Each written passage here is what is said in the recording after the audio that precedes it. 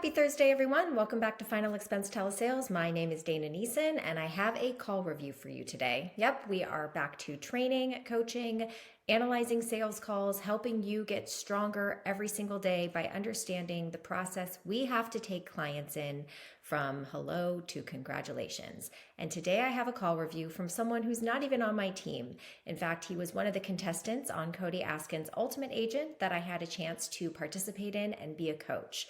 Some of the things that I've been teaching him, he has implemented in his calls, and yesterday he sent me a recording and said because of a couple of the things that I was able to help him implement, was able to better deeply connect with the client and help her make a decision to change. Two of the things that he used, number one, she'd been looking for a while, hasn't gotten anything yet. He asked her, well, what about turning 58 feels like the right time to put something in place? So we're going to see how she responded to that. And the second thing is her daughter-in-law is actually very well off and would pay for the funeral if she had to. So using the new skill of, well, why not just let your daughter-in-law pay for it, was asked. We're going to hear the response. We're going to go over the whole sales call from start to finish. I think the beginning, the intro might have been cut off for some reason, but we're here to learn, we're here to grow and take notes so that you can implement what you learn on your next call.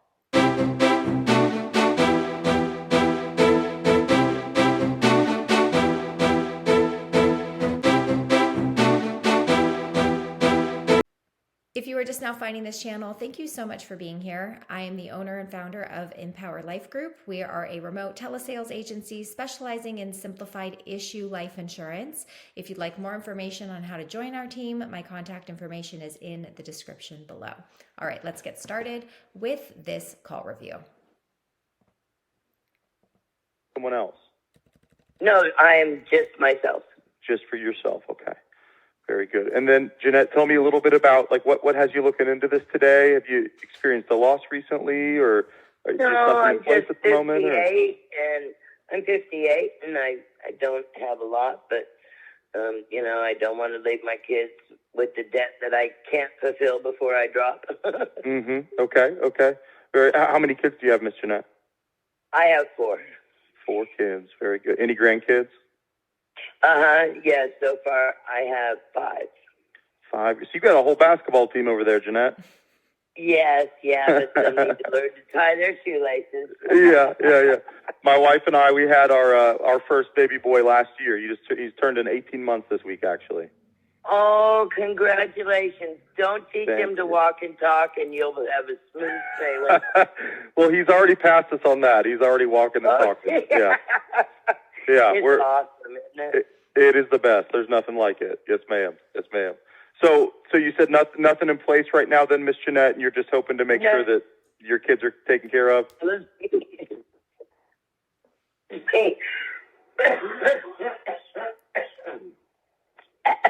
Allergies are high. Oh, wow. Oh, you're all good. Oh, Lord. I'm filling up today. I want to be cremated. Okay. I don't want a funeral. I'll have a drink afterwards, but okay. I want to be cremated for them to, either pay off what's remaining or whatever. Okay. Very good. So, Miss Jeanette, what's been the main thing, keeping you back? I know, you said you're 58, you're starting to think about this. What makes you feel like now's the right time? Money, mostly. I went through a divorce about 4 years ago and lost that insurance. Okay. Because I used to have insurance. But after the divorce, I didn't. And then I got into rebuilding my life and trying, because I was an over-the-road truck driver for 24 years. So living in the real world is a lot different. So I just haven't had the funds to do it. Okay. Have you been able to, have you talked to anyone that's given you quotes or anything, or is this kind of the first conversation? I did about 2 years ago up in Toledo, but again, it never got to fruition because it just wasn't the time. Understood. So what makes this more the time now than a couple of years ago with you looking now? Oh, well, because now I'm settled. Okay, now got it. Yeah, now Got it. I'm actually in my life. Yes, ma'am. Okay. So then Jeanette, just tell me a little bit too. Ma'am, just so you know, I just asked this because I feel like the better I understand your situation, the better I'm able to make sure. Honey, ask whatever you want. I'm an open book. I can tell. I can tell. Yeah, I appreciate that. So before we continue, and I don't want to make too many interruptions in this call, I really just want you to listen to it and absorb it. But these are 80% of the clients that you should be getting on the phone. And these are exactly the type of people that you want to practice these questions with so that you can feel the positive reinforcement of how they answer them. Because if you resist asking hard questions consistently, you're actually practicing that. And practice turns into a habit. So practice with these people who are open to answering your questions and see how much more powerful and strong your conversations become. Yeah, I just want to make sure I want to make sure I'm doing the finding you the right kind of plane and everything. So that's why I asked. Oh, that's awesome. That works better for me. Yeah, exactly. Yes, ma'am. So Jeanette, tell me a little bit about, I know you said you have 4 kids, you got 5 grandkids. Would that be, if you didn't have something in place, would that be a financial strain for them to put the money together to cover everything? Yeah, because one child ain't even in the picture, but the other ones, they have kids and stuff, and I don't want to leave anybody with what's mine. I don't want to have to leave anybody with what I owe. With what's yours? Well, yeah, with what debt I owe, So that's one of the main reasons, and I just want to be cremated, and that's it. Very good. I'm fixing to start college in the fall, hopefully. Oh, congrats. Thanks. Very excited. I tried and told you it didn't work out, so that I have mine. I'm good to go. So what are you gonna go study? Right now, I'm enrolled in business management, but I might change it. I don't know. Okay. We'll see. Well, if you're ever looking for a job, ma'am, you can always come work with me. I'd be happy. I like you already. I'll bring you on. Well, thank you. You're so sweet. You bet. So, Miss Jeanette, so you got the 4. What are your kids' names, ma'am? I'm sorry, I feel rude just calling them your kids. Oh, Cindy, Kimberly, Eric, and what was the last one there? Sorry, it cut out. Nicholas. Okay. Mm-hmm. Very good. So for Tiffany and Kimberly and Eric and Nicholas, then, ma'am, if you don't have something, are they having to take out a loan or do a GoFundMe? What does that look like if we don't have something in place? Oh, no. My daughter-in-law would cover it. She's a really, really good business-wise. She's set. Okay. So I'm pretty sure she'd bury me, or cremate me, but I don't want to have anybody pay. Okay. Well, ma'am, I can tell, Jeanette, you're a good mother just the way you talk about your family and wanting to take that on. Not a lot of people think like that. So I commend you for that, ma'am. I wish more people did, to be honest with you. So do I. I wish more people would teach their children to do this. Yeah, absolutely. Mm-hmm. Why do you feel like that's your responsibility to take care of for them? If your daughter-in-law is well off and could handle it. Because it ain't hers. It's mine. I created it. I'm working on paying it, but if something happens and I can't, then it's still mine, whether I'm dead or not. It's still mine. I created it. Okay, very good. So why is that important to you to take care of for them? Well, because it's not theirs. Yeah, it's my body. It's. I didn't create me, but I still paid for me. Yeah. I mean, I didn't buy the ticket, but I still had to ride the ride. Mm-hmm. It's still mine. Very good. Well, ma'am, I appreciate you sharing there about your family and everything. So you're wanting cremation. You said you don't want a funeral or anything. So really, no. and then you want to maybe leave something that sounds like extra behind on top of that cremation cost to make sure there's no debt left behind, right? Yes. I mean, it's simple. I don't want to leave them. I don't want to leave them big bucks. Yeah, you're not trying to make them. I love my kids. Yeah. I love each and every, but I don't have to like them. Yeah. You're not trying to make them millionaires. You just want to make sure they're not having to pay your debt. Yeah. I got you. Yeah. Very good. So then, Jeanette, if you don't mind me asking, about how much debt are we looking at here that you're hoping to pay off or not leave behind? Oh, right now, since I've been paying on it, I didn't realize I paid so much. I was a little over 10,000, and now I'm down to 6. Good for you. Good for you. Yeah. So then, really, what we're looking at, ma'am, I mean, for the cost of just a direct cremation without a funeral in New Mexico, that's not going to be more than a couple $1,000s. And then if you're wanting, yeah, that's tops. So that it won't be much at all. And then, like you said, if you want to cover, the rest of any debt that would occur or they would incur, then we could look at maybe like closer to 6,000 to 8,000. But I don't really think you need a whole lot based on what you're telling me here, ma'am. So the way this works, then, Miss Jeanette, like I said, being a state underwriter, I'm okay, perfect. I'm going to pause here for a moment. So that was the full discovery.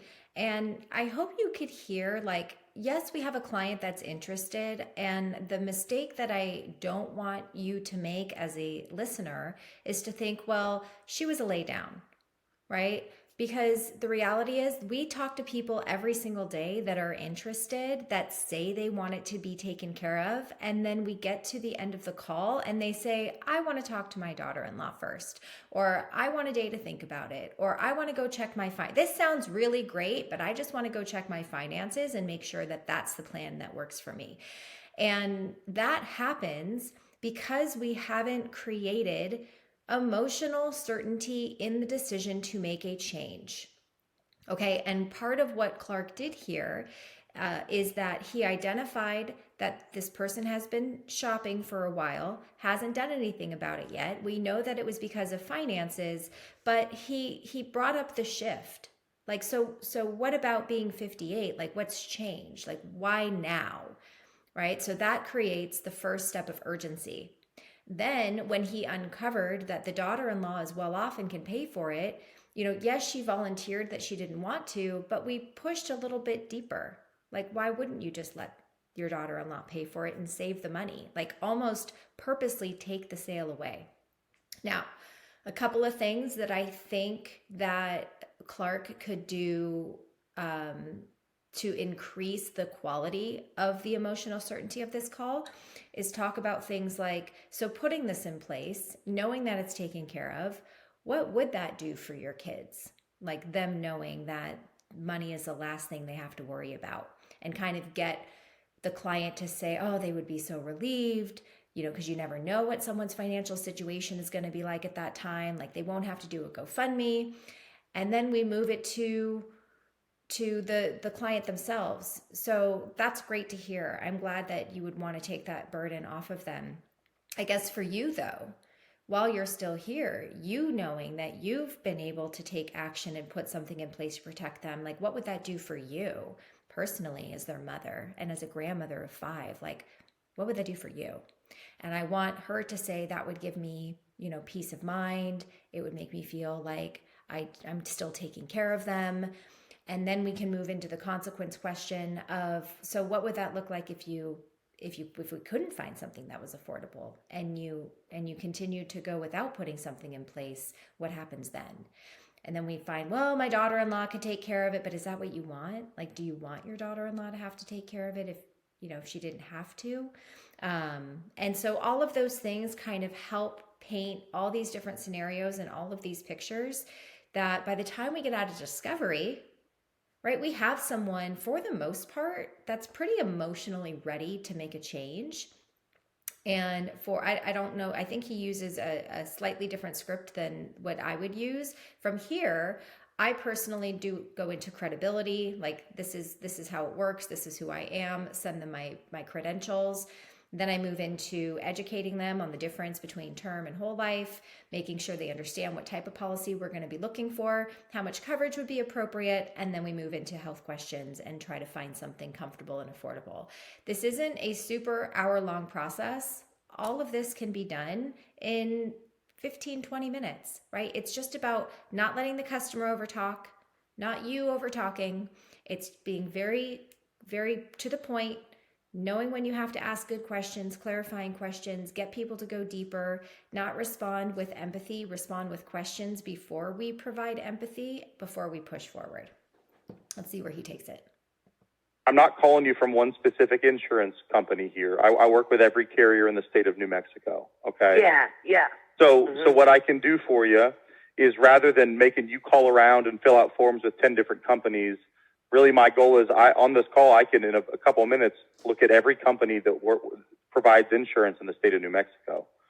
And then, no, I totally get how you guys work. Yeah. And you just give me the best figures that you come up with. Okay.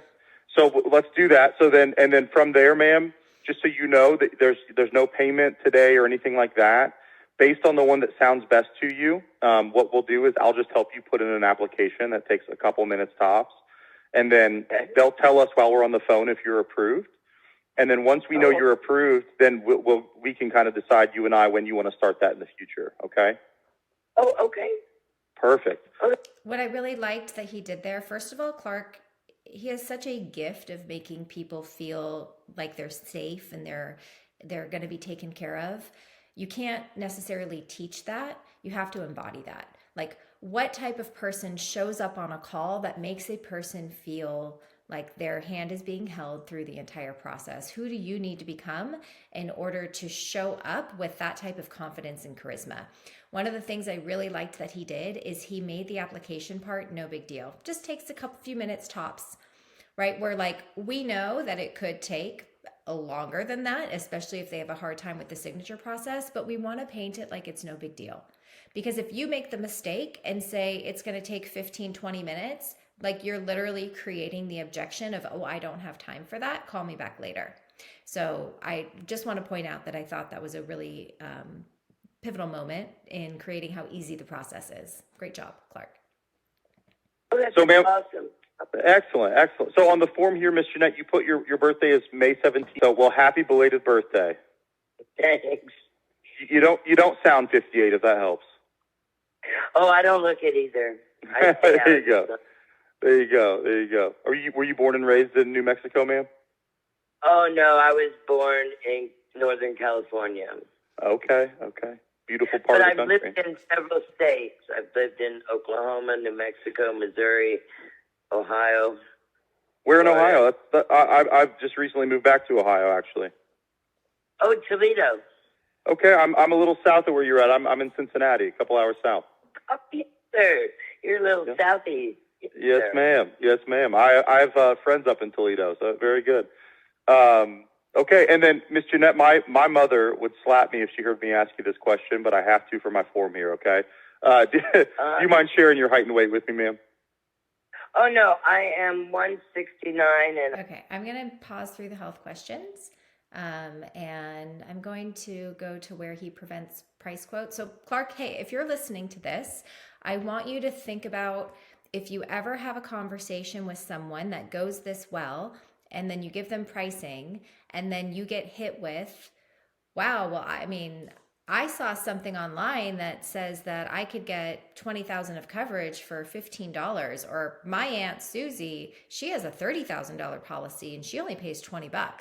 Like, and for anybody watching this, the reason that we do education, whether or not we think we have a buyer on the phone, is A, to keep it in good practice, right? Keep our razor sharp. But also, we want to remove any doubt that by the time we get to quotes, if that's going to come up, we don't have to then steer the course from moving forward with the policy and handle an objection that could have been avoided and prevented. So even with referrals, like, even with people that are like, hey, I need insurance and I was told to do it with you, like, I'm still going to go through the same process.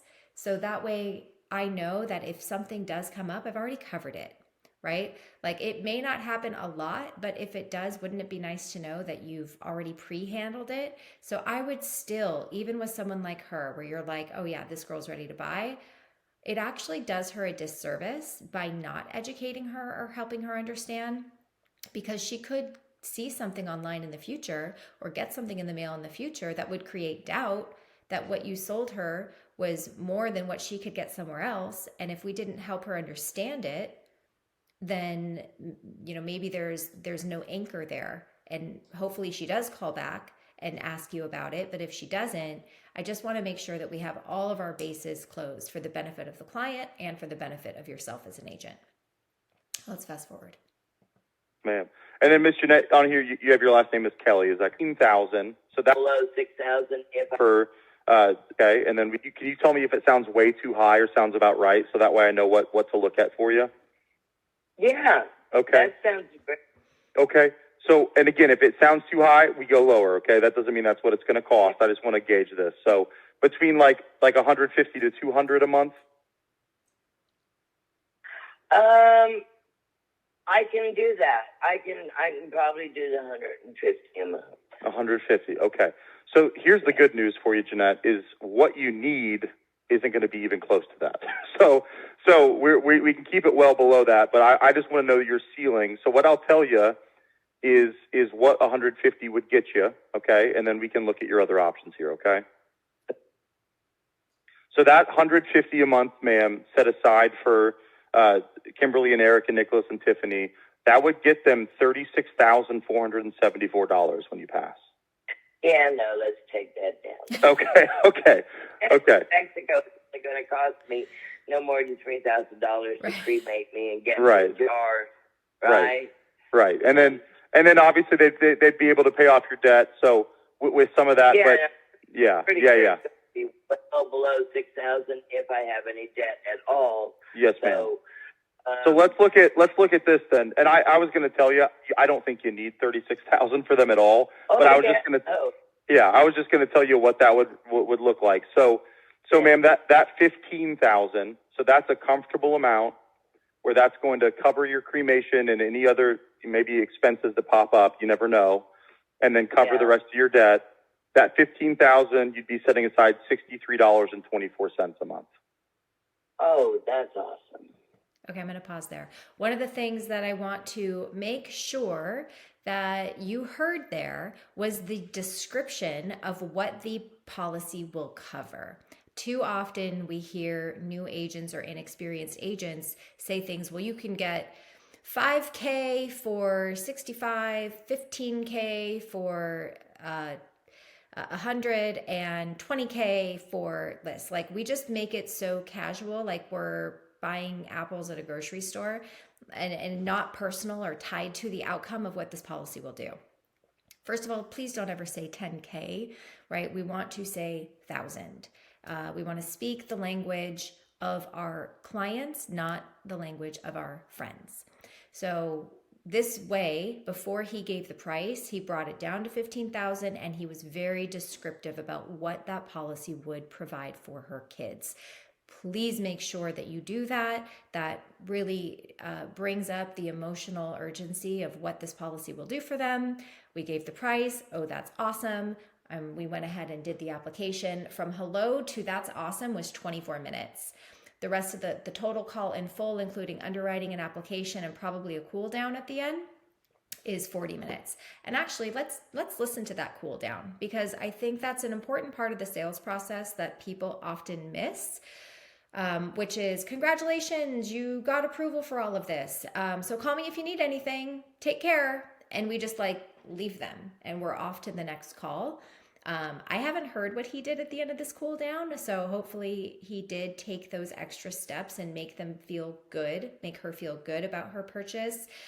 We call it a cool down because we just got somebody emotionally invested in spending money, protecting their family, talking about their funeral, and then we just kind of leave them, right? And it doesn't feel very good for them to think, wow, this person kind of just wanted to sell me instead of really help me. And so the cool down, take a few minutes after you get the approval and the application. How does that make you feel? Do you feel great? That peace of mind that you were looking for, that you finally taken care of this for them. This is also a great time to talk about the things that don't matter. What are you going to do with your kids this weekend? Who's your favorite grandkid? Now you can talk about the fake rapport building stuff, because now you have a real friend. You have a real client. They know you care and you've helped them. So let's listen to how Clark ended the cool down.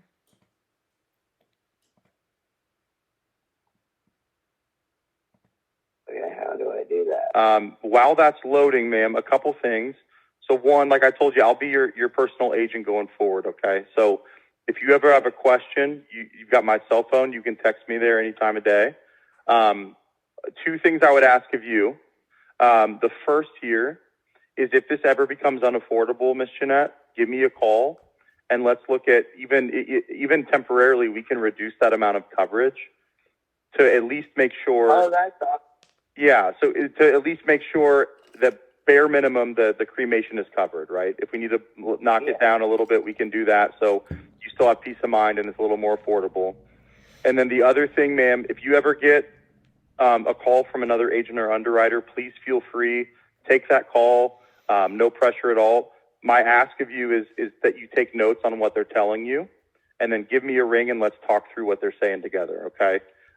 If it's a good plan, go ahead. And I play with other people in their sandbox, sir. What'd you say? You cut out there. I'm sorry. I said, if I have an agent and I'm playing in his sandbox, I don't move away. Okay. Well, I appreciate that. Yeah. Person. Yeah. Yes. So I have good news for you here, Miss Jeanette. It looks like you were approved. Oh, yay. How do you feel? I feel actually very nice. Good. I feel like I'm finally getting done what I need to get done for me. So, yes, ma'am. Well, I want to congratulate you that you made a big decision for your family today. So congrats on that. Any questions for me, ma'am? No, actually no, because like I said, I've been through this before, but I'm going to say I've been through the pitch before with other people, but I didn't, I just didn't feel right, or I wasn't ready, or whatever. It didn't work out, but I really appreciate your job. Yes, ma'am. Thank you. Wonderful thing. Oh, You did, and I like your laugh. I do. Well, thank you very Now much. that I have an agent, I don't need to talk to anybody else. Well, there we go. Well, I appreciate you saying that, ma'am. It's been a pleasure talking to you too. Do you have any plans the rest of the day? Yes, I'm going to go to the pound and maybe adopt a puppy. Oh my gosh, that's a huge day. Yes.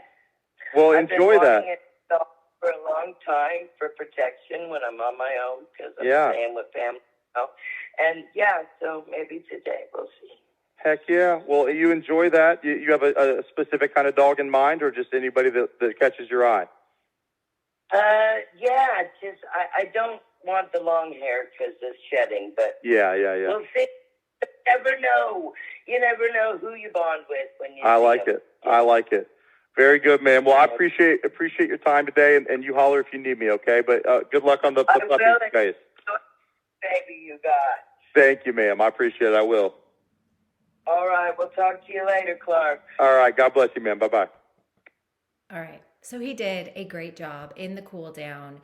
He said, if you ever feel like you see something that you're not sure about, please call me. If you feel like this ever becomes unaffordable, please call me so we can help lower your coverage amount. She said, that's awesome. And then he talked about something that didn't matter. So what are you doing the rest of the day? Oh, I'm going to go adopt a dog. Like, leave them on a positive note that this person cares about me as a person and not just getting my policy. I really hope you found value from this call review. Thank you, Clark, for sending it my way so that we could together provide value for the agents that watch this channel. If you liked this video and you made it this far, please give it a thumbs up. I would also request that you post a comment and share what you learned and what you are going to commit to implement. Not only does that help reinforce what action you will take after listening to this, but it also helps the algorithm reach this video to other agents that need to hear it as well. As always, have a wonderful sales day, and I'll see you next time with another sales training video. Bye.